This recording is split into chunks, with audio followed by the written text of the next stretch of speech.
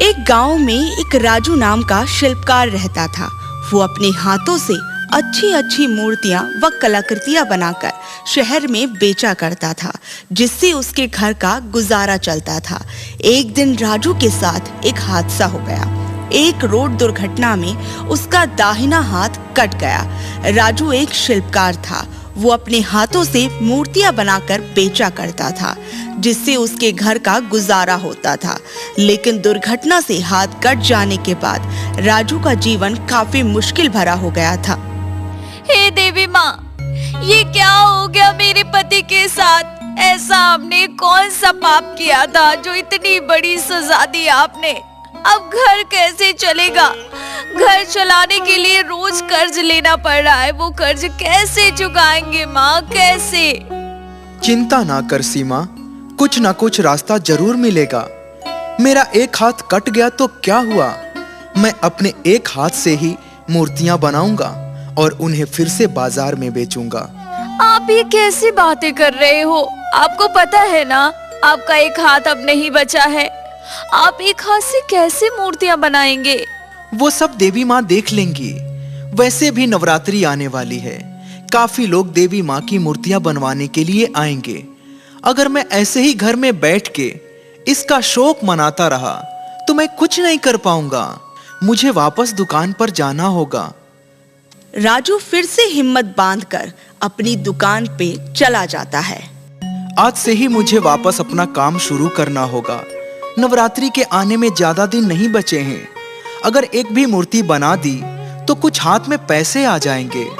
ये सोचकर राजू मूर्ति बनाने बैठ जाता है, लेकिन उसके एक हाथ के कट जाने की वजह से उसे मूर्ति बनाने में काफी दिक्कत होने लगती है। एक हाथ से मूर्ति बनाना काफी मुश्किल होता है।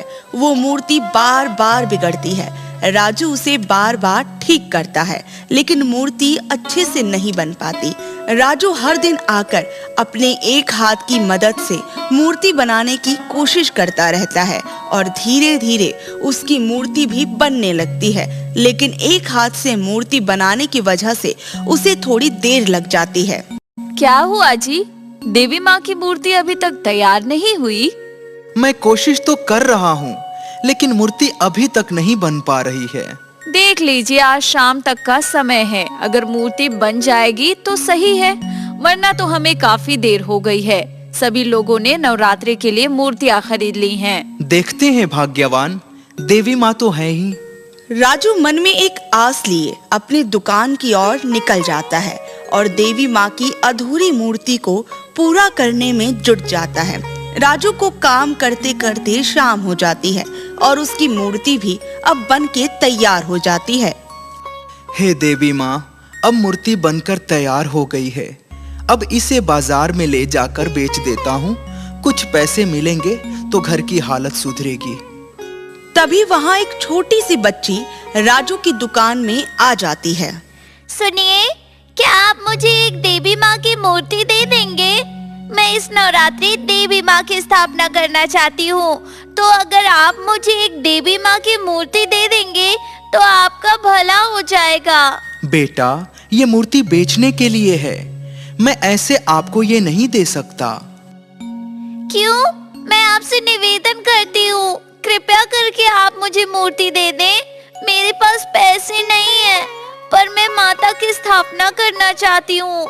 अगर आप मेरे को ये मूर्ति दे देंगे तो मैं देवी माँ से कहूँगी कि वो आपकी सारी परेशानियाँ दूर कर दें। ये छोटी बच्ची इतनी आस लेकर मेरे पास आई है, मैं इसे खाली कैसे भेजूं?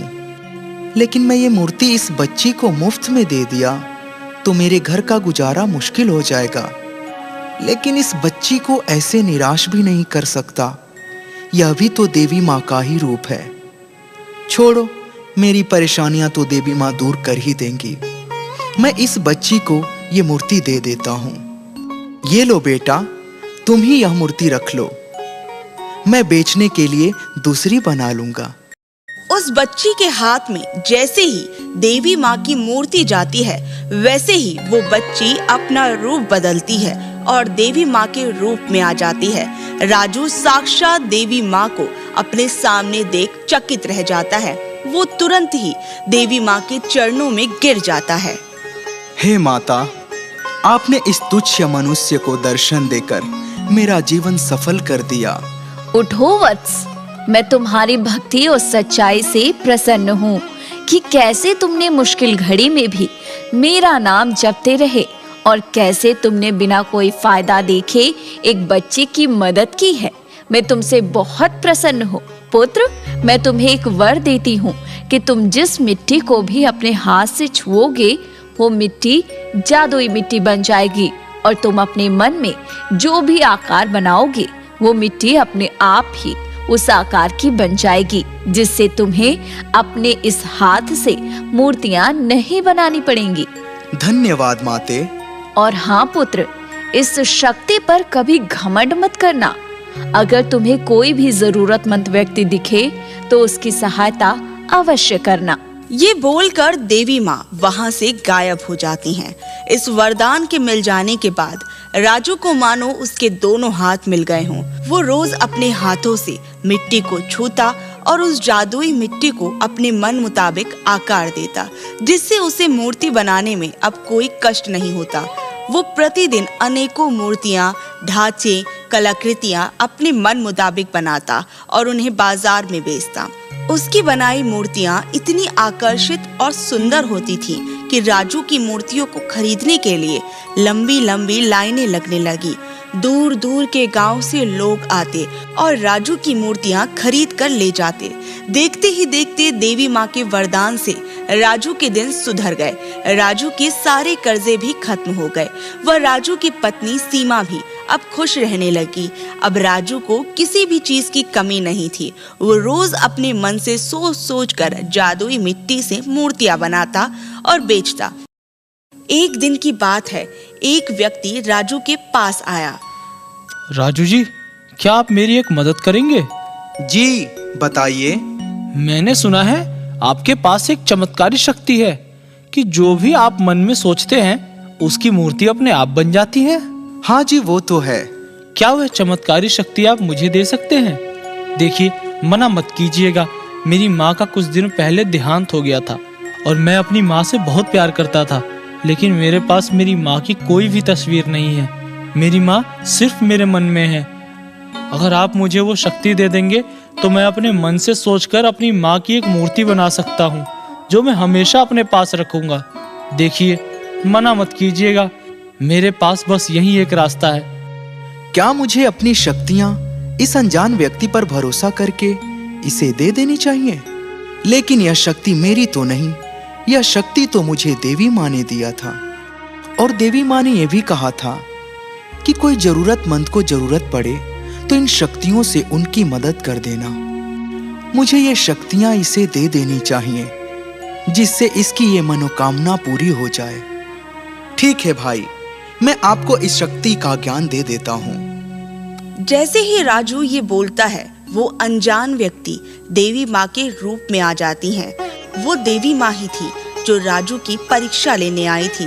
देवी माँ को देख राजू उनके चरणों में गिर जाता है। उठो वत्स। माँ, ये क्या खेल था? पुत्र, मैं तेरी परीक्षा लेने आई थी कि कहीं तू मेरी बताई बातों को भूलकर इन शक्तियों पर अपना अधिकार तो नहीं जमा बैठा। लेकिन तूने मुझे अपनी सच्चाई व ईमानदारी से फिर से प्रसन्न कर दिया है। पुत्र, जा सदा के लिए खुश रह। ये बोलकर देवी माँ वहाँ से गायब हो जाती हैं और राजू के हाथ बंधे के बंधे रह जाते हैं।